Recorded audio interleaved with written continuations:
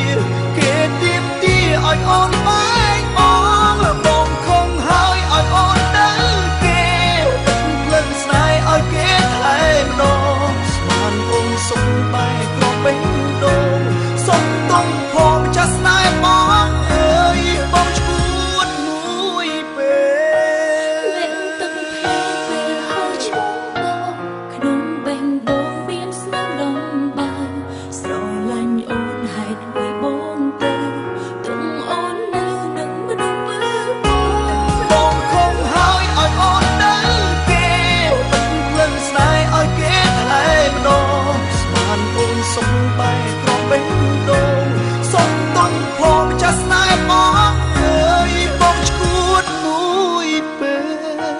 សុំទុំផងចាស់ស្នេហ៍បង